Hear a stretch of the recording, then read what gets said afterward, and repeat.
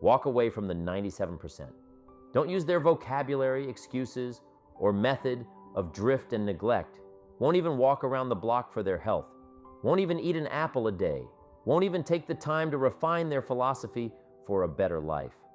Walk away and join the 3%. Guess how many people can retire from the income of their own personal resources when it comes time to retire? Answer: 5%. In America, 5% of the people are independent. 95% are dependent. Take charge of your own retirement. You can multiply it at least by 5. Let the government take care of it. Some company take care of it. You got to divide by 5. I'm asking you to take charge of your own retirement. Take charge of your own life. It happens to be one of the titles of my own cassette program. Take charge of your own life. That's what we've talked about here all morning. Take charge of your own day. Don't have days like most people have. You'll wind up broke and poor. Pennies, no treasuries. Trinkets, no values. Change it all, and it starts as simple as an apple a day. It starts as simple as the first book of your new library. It starts as simple as the first journal that you get and make the first entry, that when people see it will say, "This is the beginning of a study of a serious student. They're going to be healthy. They're going to be powerful.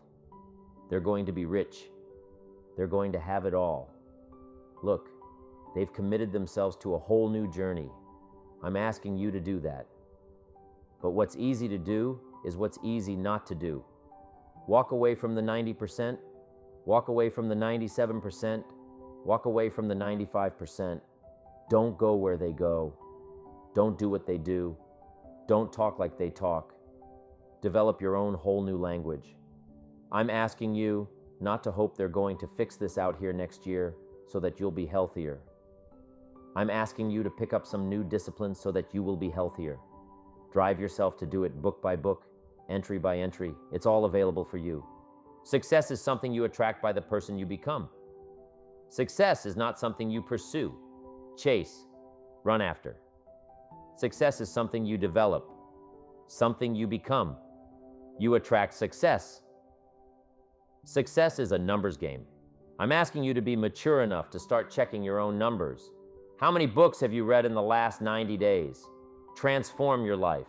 Become cultured, powerful, sophisticated, healthy, influential.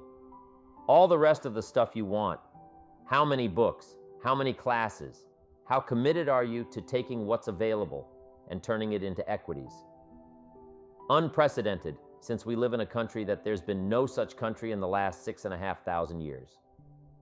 My best hope for happiness at age 25 was to just go through the day with my fingers crossed, hoping somehow something would make me happy. Shop said, "No, Mr. Rohn. Happiness is not something you postponed. Happiness is not something off in the future. Happiness is something you design." You got to get the word. Happiness is something you design. Happiness is a study. Happiness is a practice. Happiness is an art. It's not an accident. It's an art. And anybody that wants to can study, practice the art of happy living. Happiness is like culture. Money doesn't make you cultured, but culture is within the grasp of all of us. How much is a book on sophistication in the marketplace? $4,000? No, $40. I'm telling you, in America, everything's available. Everything's within reach. All you have to be is committed to it and make it a study. Culture is a study. Sophistication is a study. It's not an amount. It's not an account. It's a study. Money doesn't make you sophisticated and cultured. I know a guy that's rich. He's a clod. The guy's a clod, each with his elbow in his soup. I mean, he's just a clod. Nothing much more pitiful than a rich clod. I mean, that's a sad thing to see. Money doesn't make you sophisticated. Only study and practice makes you sophisticated. Only study and practice makes you cultured. And only study and practice makes you happy. Study and practice makes you rich. Shelves it. Mr. Owen, if you wish to be wealthy, study wealth. Why wouldn't you have a superior, powerful financial plan that's taking you to the places you want to go? I'm asking you, if you find yourself caught like I was at age 25, Make the personal commitment today and say, I'm going to study and I'm going to change. And 5 years from now, nobody's going to be able to say, how come you don't have a superior plan, living in a superior country with superior opportunity? Nobody's going to be able to say that 5 years from now. If you'll make that commitment, I'm telling you, this will be one of the most exciting days of your life, not because of my seminar. It'll be one of the most exciting days of your life because of your commitment to this simple little process I've outlined. I'm telling you, success doesn't want to hang around an incompetent person. That's the problem with winning the lottery, the lack of self-development, to be able to master it and keep it. And now the fortune is bigger than the person, rather than the person being bigger than the fortune. You see, that's what's challenging, to be involved in a situation that makes you grow. If that situation is success, keep growing to be bigger than your fortune.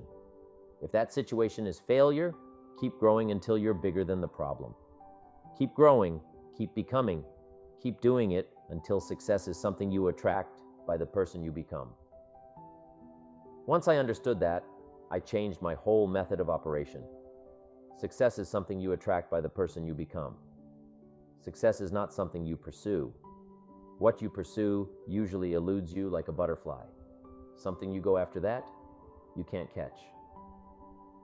Success is something you attract like a magnet by the person you become. To attract attractive people, you must be attractive. To attract powerful people, you must be powerful. To attract committed people, you must be committed. Instead of going to work on them, you go to work on yourself. You work harder on yourself than you work on the job. And if you become, you can attract. The whole key is to make yourself valuable. The key is to make yourself attractive. The key is to make yourself skillful, competent, willing, powerful, unique, sophisticated, cultured, being able to manage, in control, healthy. The whole key really to the future is personal development. Because the greatest gift you can give to someone else is your personal development. Self-development, self-investment. The greatest gift you can give is your own personal development. If I become 10 times wiser, 10 times stronger, 10 times brighter, 10 times more competent, think of what that will do for my success.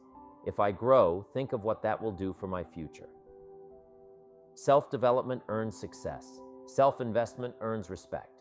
And the only way to make a better and better investment in your future is to become better and stronger and wiser and more competent.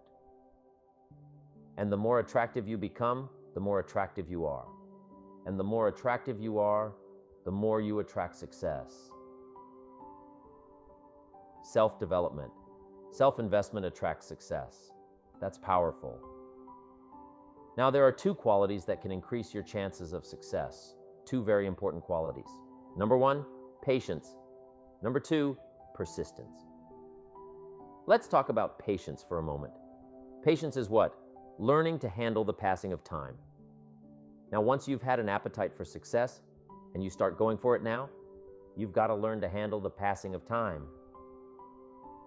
Here's why it takes time. It takes time to build a corporate work of art. It takes time to build a symphony orchestra with flawless music and harmony that sends you on flights of ecstasy to be remembered long after the orchestra has shut down and the lights have gone out. It takes time to put harmony together. It takes time to build a life. It takes time to build an enterprise. It takes time to get through school. It takes time to develop and grow. So give your enterprise time. Give your business time. If you're in management, give your people time. If you're a parent, give your kids time.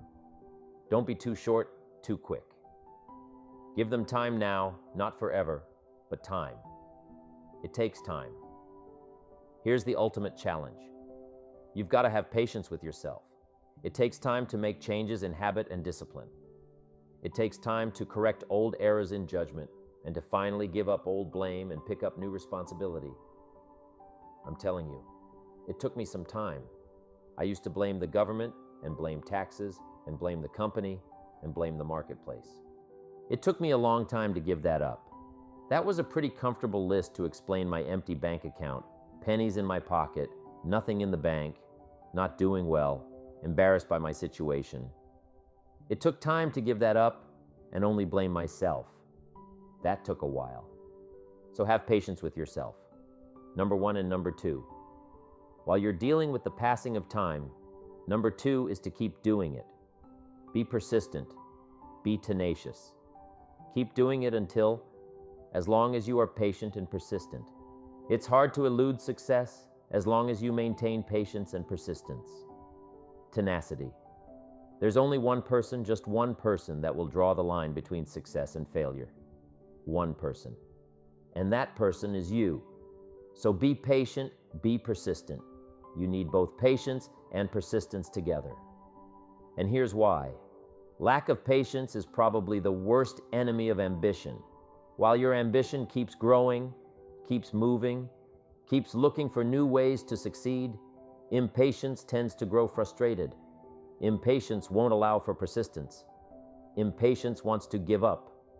Impatience calls discouragement failure, but your ambition won't let you give up so easily, not if you're persistent. What others may call failure, ambition calls a learning opportunity, a chance to make adjustments along the charted course to success. Ambition knows something else too. Ambition knows that the longer the achievement is incoming, the more valued it is. But here's how you get a miracle, going for your life. Number 1, do what you can. Get a list of the stuff you could do and you haven't done, postpone, and start cleaning that up. You can't start at a better place for personal change. That'll affect your bank account, affect your future, affect your income, affect everything. A better life change process than cleaning up what you should be doing. Now, here's the second part of the miracle. Number 1 is, do what you can. Here's number 2, do the best you can. If that's not your philosophy, I would ask you to amend it. Let me give you the best of ancient script. Here's what it says. Whatever your hands find to do, do it with all your might. Do it with all your strength, and do it with all your power. What a good philosophy. That kind of philosophy revolutionizes your life. If you haven't picked it up late, guy slips in late. Company doesn't seem to mind. Slips out early. First one in the parking lot, heading for happy hour, stretches his break. Comes early for lunch. Late back from lunch. Company doesn't seem to notice. Guy says, best as I can calculate, I'm putting in about a half a day's work and I'm collecting a full day's pay. Little does he know the seeds of his own disaster are already being sown by the weakness of his own personal philosophy. It's not the economy that's going to determine your next 6 years. It's your philosophy about labor and about activity and about miracle and soil and seed and sunshine and rain and the economy and the banks and the money and the companies and the schools and what's going on. It's your philosophy and your attitude and then your ability to take action. All of that we call the process of life change, miracle working. Every new discipline affects the rest. Every new discipline makes a difference. That's why action is so important. The smallest action, the least action, the action that you won't think will matter. It all matters. Take it. Because when you start accomplishing and the value starts to return, you'll find inspiration to do the next one and the next one and the next one. But for this whole process to work for us, we must first master the art of discipline, self-discipline, consistent self-discipline.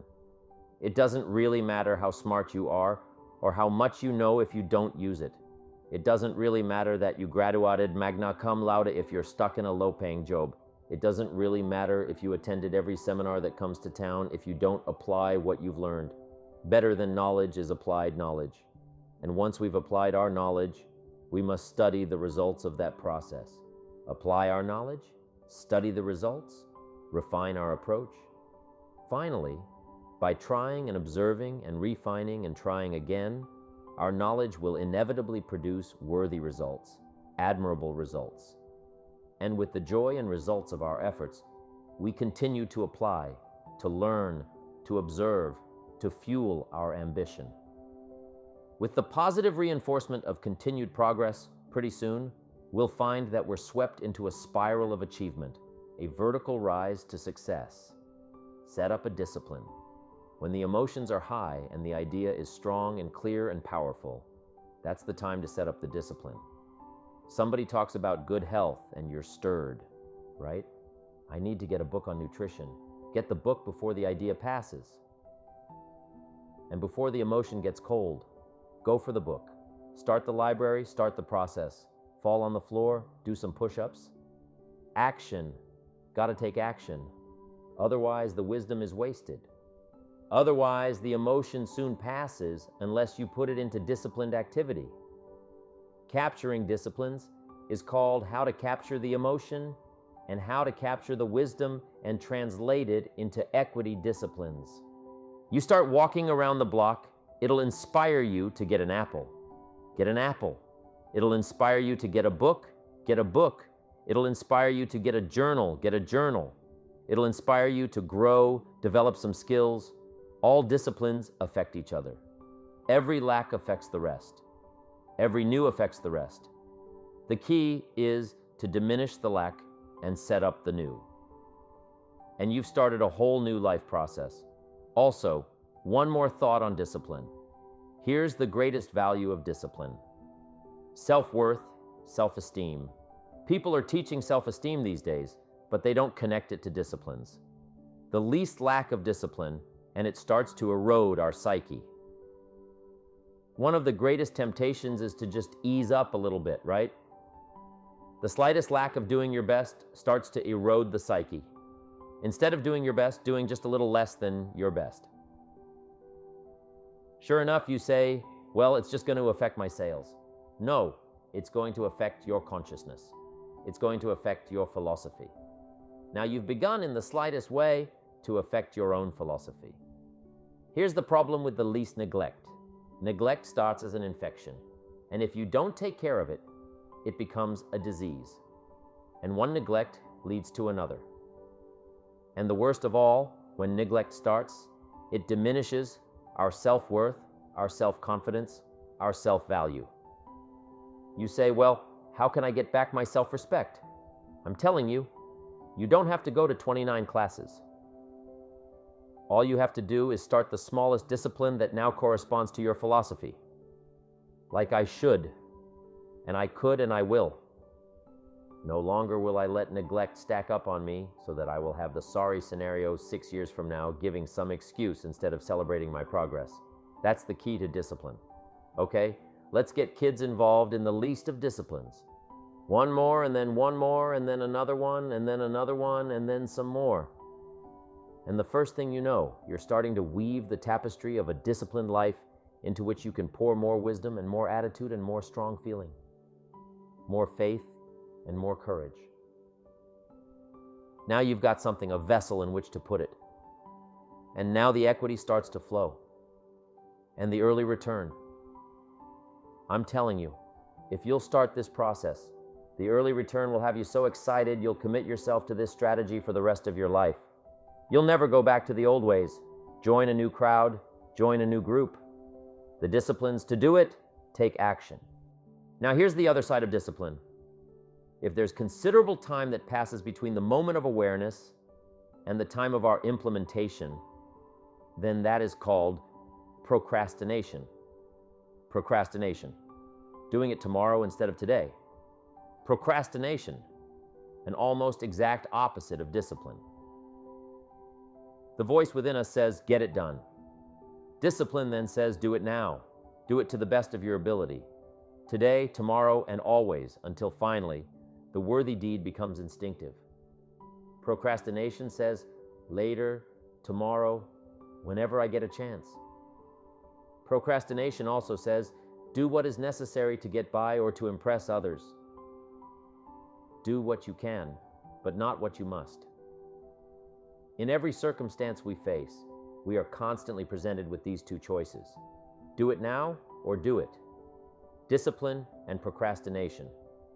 A choice between a disciplined existence, bearing the fruit of achievement and contentment, or procrastination, the easy life for which the future will bear no fruit, only the bare branches of mediocrity. The rewards of a disciplined life are great, but they're often delayed until sometime in the future. The rewards for the lack of discipline are immediate, but they are minor in comparison to the immeasurable rewards of consistent self-discipline. An immediate reward for lack of discipline is a fun day at the beach. A future reward of discipline is owning the beach. For most, we choose today's pleasure rather than tomorrow's fortune. So how can you get rid of the easy distractions? How can you keep your mind on what you're trying to do? How can you keep an attitude of doing it all and doing it now? How can you make the choice of discipline over procrastination? How can you stay focused on your ambitions? How can you avoid conversations at the water cooler? You can keep your focus on your work. You can get it done today instead of tomorrow. You've got to really work on your consistent self-discipline on a daily basis, or you'll find yourself distracted. Distracted by negative thoughts, distracted by negative people, distracted by water cooler chatter, and pretty soon, depending on the type of people you've associated with, distracted by your doubts within yourself. Never underestimate the power of influence and associations, and never underestimate the power of your own consistent self-discipline. Now let's take a closer look at discipline, at the 3 steps to becoming disciplined. First, true discipline is not the easiest option. Most people would rather sleep until 10 than get up at 6. It's easier to go to bed late, sleep late, show up late, leave early. It's easier not to read. It's easier to turn on the television than to open a book. It's easier to do just enough than to do it all. Waiting is always easier than acting. Trying is always easier than doing. Imagine what life would be like if we didn't have to make our bed in the morning, or keep our garage clean, or pay our taxes, or show up for work tomorrow. Wouldn't it be fascinating if we didn't have to do these things? Wouldn't it be fascinating? What do you suppose would become of us? You're right. Not much. For whatever the reason, the system we live in and contribute to is designed to make the easiest things in life the most unprofitable. Profitable seems to be the most difficult. Our world is, and always will be, a constant battle between the life of ease and its momentary rewards, and a life of discipline and its far more significant rewards. Each has its own price, the price of discipline or the price of regret. The second lesson of discipline is that it's a full-time activity. And we've said that the best form of discipline is consistent self-discipline. You see, the discipline that it takes to make your bed every day is the same discipline necessary for success in the world of business. The discipline to organize your garage is the same discipline to organize your business. All discipline is carried through to affect all parts of our lives. If we're disciplined in just one area and lazy in another, guess what? Pretty soon the lazy side will creep in and destroy the disciplined side. The bad habits in one area of our life will eventually destroy our self-discipline in the areas we've been working on. Consistency cannot be inconsistent. Discipline is the mind being trained to control our lives. Discipline is a set of standards, which we've selected as a personal code of conduct. Discipline is imposing on ourselves the requirements for honoring these standards. Once we've adopted these standards of behavior and conduct, we're committed to honor them. And if we don't, then there can be no disciplined activity. Here's the 3rd step to becoming consistently self-disciplined. Number 1 is realizing that discipline isn't the easiest option. Number 2, discipline is a full-time activity, day by day, every day. And the 3rd step to becoming self-disciplined is really a philosophy that holds one of life's unique promises. Number 3 simply says, for every disciplined effort, there is a multiple reward. That's one of life's great arrangements.